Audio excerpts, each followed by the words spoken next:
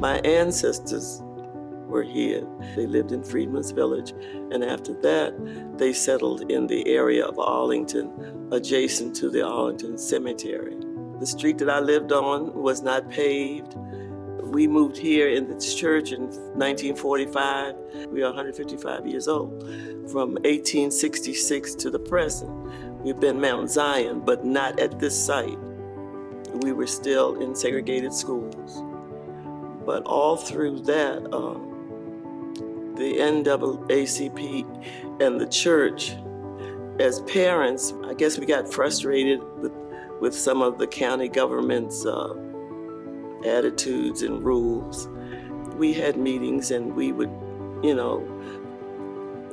make up resolutions and send it to the board. We worked at it constantly on behalf of the children and the teachers at Hoffman Boston. When they said they were going to integrate, and they said, well, we're going to close Hoffman Boston Elementary and send the children to Fort Myer, because there was, even though that's a military base, they had public school. And they were going to merge our children, maybe 200, with Fort Myer. But the parents had to go to Fort Myer during the summer. We were invited to meet the principal.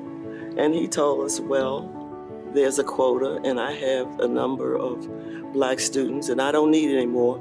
And I really don't want Hoffman Boston to come. I don't want those children here.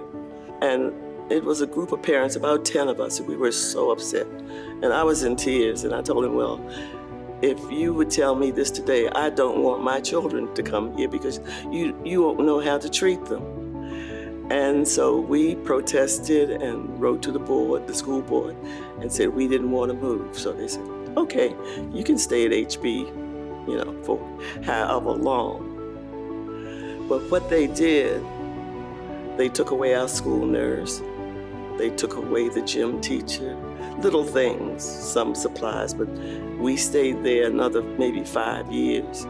But it worked out. I said, the Lord is good, because by that time, they decided to bus our children to Long Branch, which is across Route 50. And it worked out very well for them. My family, my husband and I, we built and raised the children here.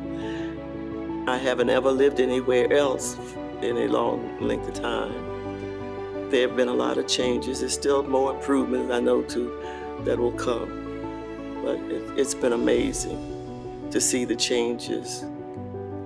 Growth comes for myself and working with my neighbors and schools. I think you have to speak up about things, and it does bring change. You have to give service.